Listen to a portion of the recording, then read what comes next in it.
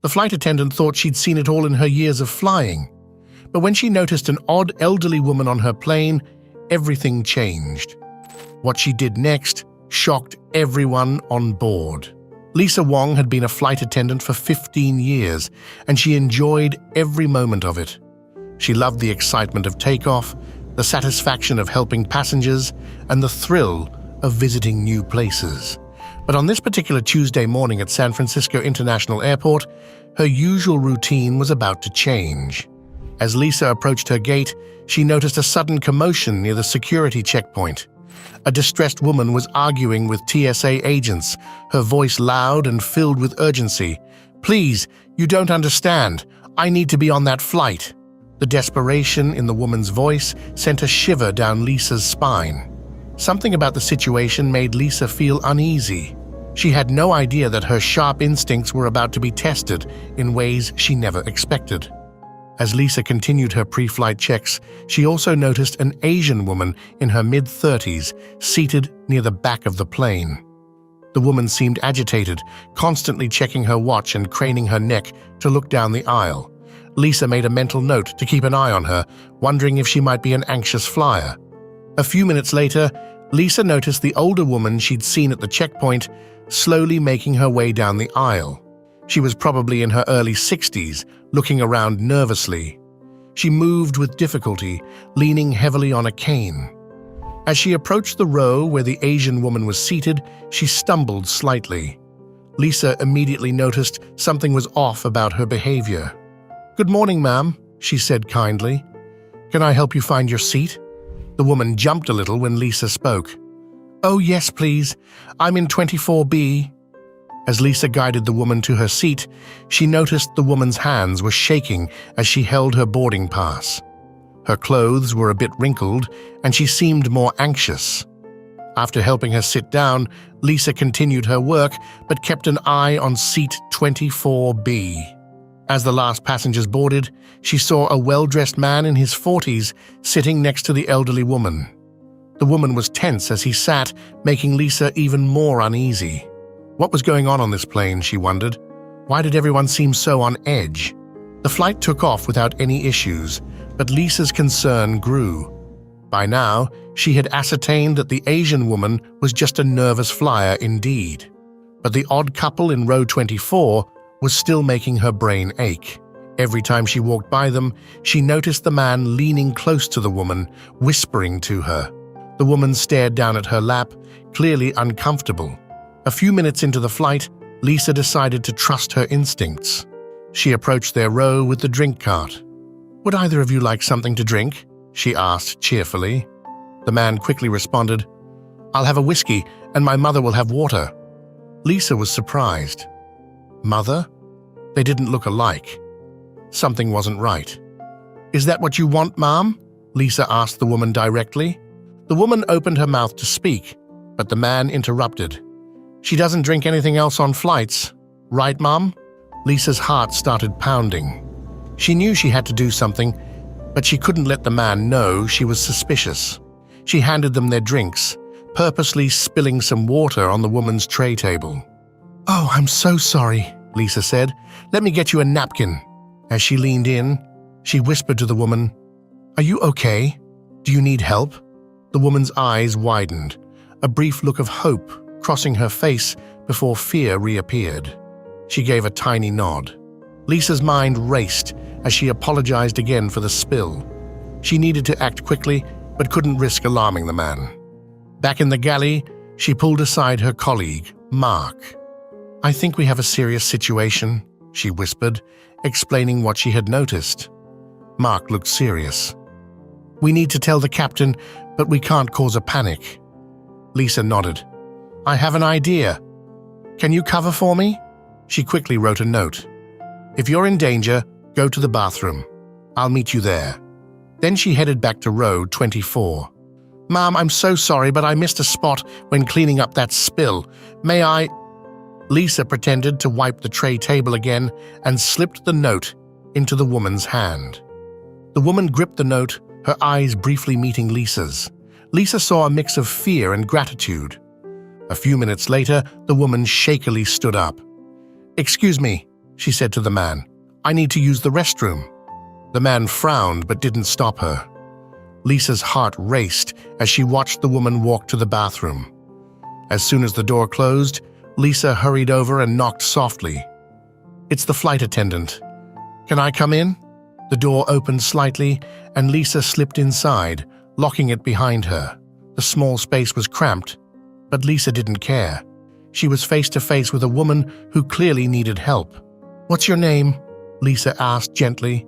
"Rose," the woman whispered, her voice trembling. "Please help me. That man, he's not my son. I don't know him." Lisa's suspicions were confirmed. "Rose, I'm here to help. Can you tell me what's happening?"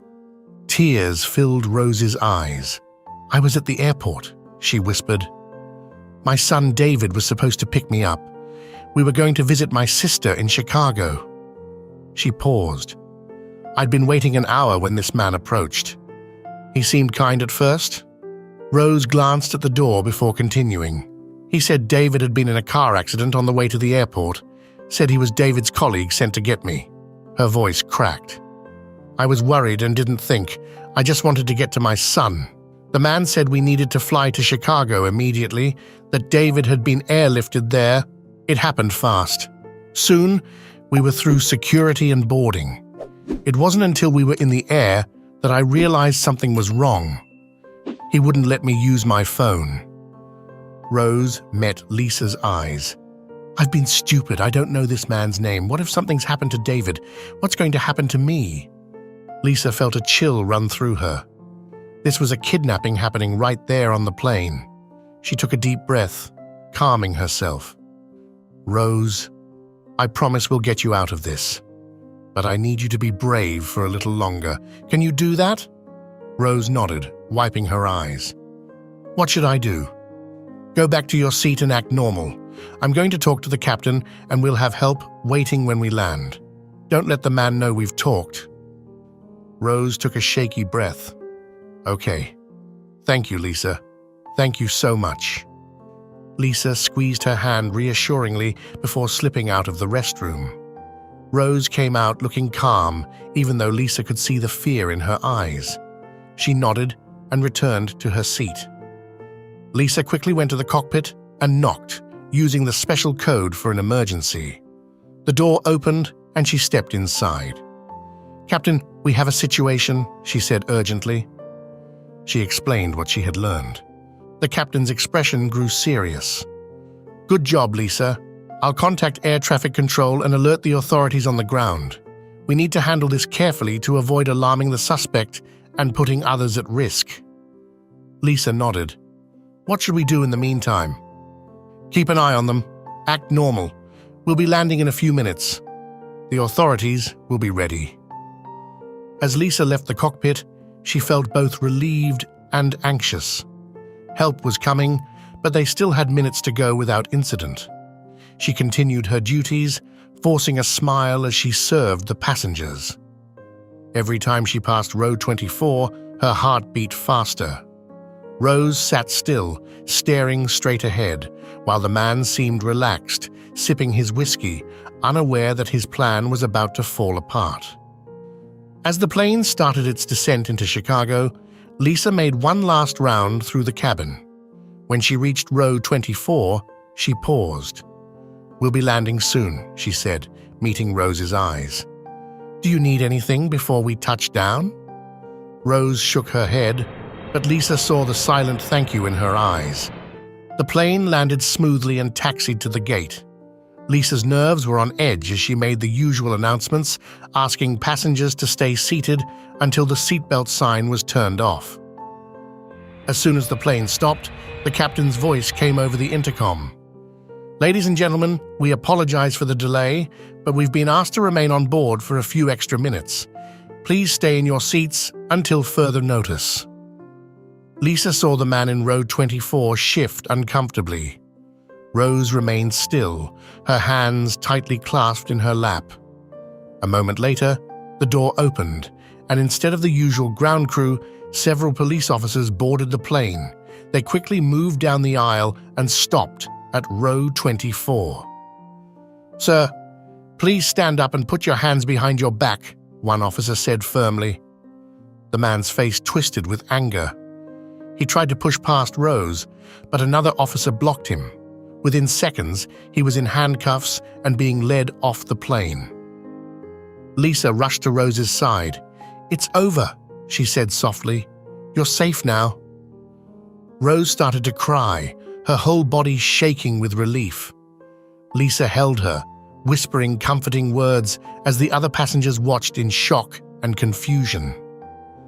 As the police officers gently helped Rose off the plane, Lisa walked alongside them, offering support. In the jet bridge, a detective approached them.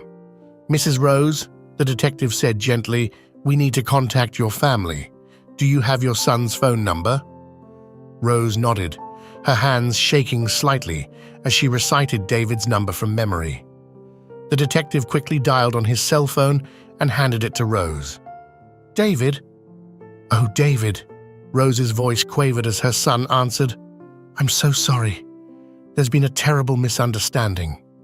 Her eyes welled with tears as she listened to David's concerned voice on the other end.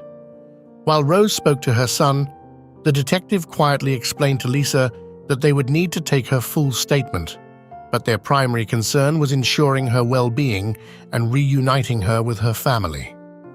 As they reached the terminal, Rose ended the call, wiping her eyes. "David's catching the next flight here," she told Lisa, relief evident in her voice. "He'll be here in a few hours." Lisa squeezed Rose's hand reassuringly. "I'm so glad you'll be reunited soon. You were incredibly brave today, Rose." The next few hours were a blur of police interviews and debriefings. Lisa learned that the man was part of a criminal group that targeted vulnerable elderly people. Rose was not only saved, but the police now had a lead on a much larger criminal operation. As the intensity of the moment faded, Lisa found herself in the airport lounge with her crew. They were all excitedly talking about what had happened, but Lisa was quiet, lost in thought. Mark nudged her gently. "You okay?" Lisa nodded, and a small smile was on her lips. "Yeah, I'm just processing it all. It's not every day you save someone's life at 30,000 feet." "You should be proud," Mark said. "What you did today was amazing." Just then, Lisa's phone buzzed. It was a message from her supervisor. "Great job today, Lisa. Your quick thinking and bravery saved a life and helped catch criminals. The airline wants to commend you. Call me when you can." Lisa felt warmth spread through her chest. She had always loved her job, but she realized how important it was today. Flight attendants weren't just there to serve drinks and give safety instructions. They were protectors, guardians, and sometimes heroes. What would you have done in Lisa's situation? Have you ever had a gut feeling that something wasn't right? Share your thoughts in the comments below. Thank you for watching and see you in the next video.